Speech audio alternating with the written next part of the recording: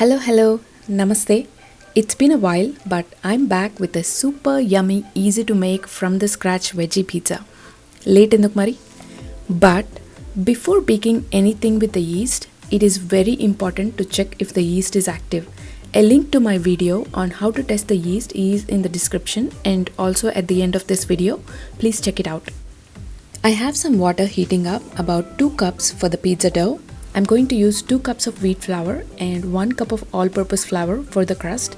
You can use all-purpose or just wheat or a combination like this. It is totally fine, but the texture of the crust will be slightly different based on what type of flour is used. Now I'll add 1 tablespoon of sugar. I'm using organic sugar and just a little bit more. Then 3 teaspoons of instant yeast, 2 teaspoons of salt, about 2 tablespoons of oil. Oil need not be exactly measured out, it can be reduced also. Now gently combine everything a little bit and start adding some warm water.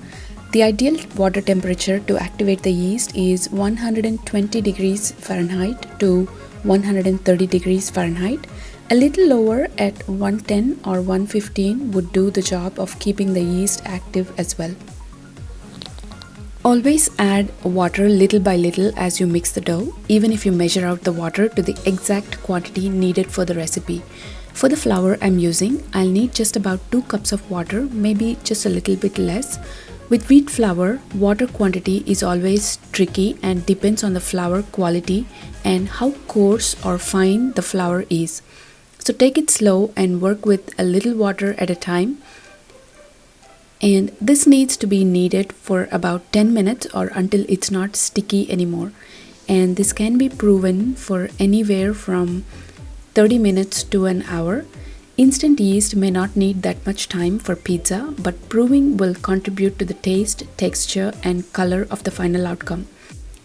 I normally start by kneading the dough, set it aside to rise, and prepare the sauce and cut the vegetables, which will give it enough time to rise. Also, one more important point to note is when baking with wheat flour, adding a little bit of all-purpose flour will make a huge difference in the way the dough rises and looks smooth as well. The crust we are making will not have that stretch that we normally see in a restaurant pizza, but tastes equally amazing. We've been kneading this for about 10 to 15 minutes now. It looks good. Doesn't have to be perfectly smooth and billowy like how we want it during bread baking. Looks good. Let's cover this and set aside. Now for the pizza sauce. Finally adding some appealing colors to this video makes me so happy. Now I'm going to use some colored bell peppers, cherry tomatoes, cilantro, and some other ingredients which we will look at it. Let's start by chopping the peppers. Just some rough chop would do. Now instead of using a traditional tomato sauce, I'm making it slightly different. Kids would still love this pizza just like they do with the one with tomato sauce. I'll use 1 whole red bell pepper and a bit less of the yellow one. I'll chop up the tomatoes as well. It's best to use nicely ripened or any flavorful tomato variety to make the pizza sauce, as it makes a big difference on how the pizza tastes. You can increase the quantity of tomatoes if you prefer it that way. Here I have my cast iron wok heating up. I'll add some oil and cook the tomatoes slightly. We'll let them brown a bit on one side and add it to my blender jar. These may take about 5 minutes on medium-high heat. I'll only scoop out the tomatoes. I'll need that rest of the oil in the wok for peppers. We'll let these brown a little bit as well. These need not cook well. We just want to soften them a little bit and have that smoky flavor to the sauce. Meanwhile, let's check up on the dough. It's rising beautifully. It's warm out here and it's doing its job.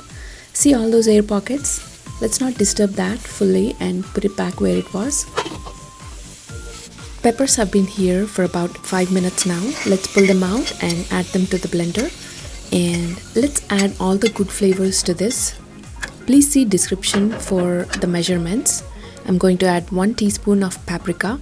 If you prefer spicy, feel free to add some roasted green chilies, roasted garlic and such.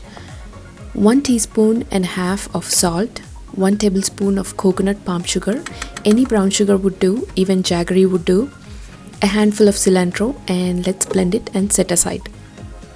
For the pizza toppings, today I'm using onions, zucchini, green bell pepper, spinach and some cheese. Try to slice these as thin as you possibly can, and add whatever favorite toppings you may prefer that you think will pair well with this sauce that we made. I love lots of spinach on my pizza as it bakes into crunchy, thin, chips-like layers. Let's set these aside and bring that dough here, punch it down. This dough will serve about 2 adults and 2 kids, and I'm using a 14-inch cast iron griddle.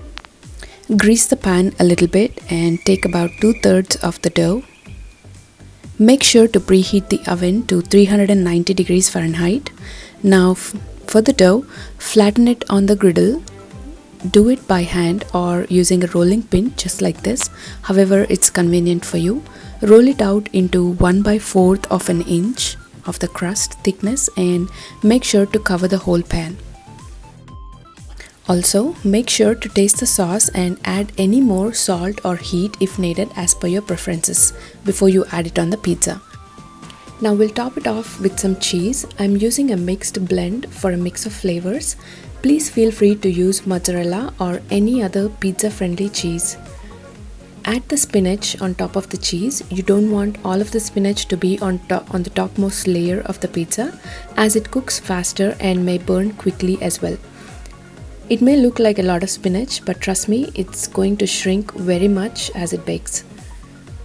Now let's add those other veggies as well, the zucchini, the onions, and also some pickled jalapenos and some red chili flakes. I love the flavor of red chili flakes. It's going to add so much heat and kick. Also, the pizza does not need any more additional flavorings like salt or black pepper, but if you prefer, you can add a little bit of fresh ground black pepper on top of this. Now this needs to be baked at 390 degrees Fahrenheit for 17 to 20 minutes. All ovens do not heat up the same way, so especially if this is your first time baking a pizza, please start keeping an eye on it from the 16-minute mark and pull it out promptly as the cheese turns bubbly and golden. This pizza smells amazing. It's ready and my kids are waiting behind the camera to have a taste of it. So let me slice up some, and almost forgot, let's add some dry herb mix to elevate those Italian flavors a bit. And I'm using an organic herb mix here, just sprinkling some on top, and that's good. I love cilantro, so adding a little bit more on top, and here you go, a slice for you as well. I hope this video was helpful to at least one of you to start baking pizzas at home, and I loved making and sharing this recipe with you. Thank you so much for watching and see you in my next video.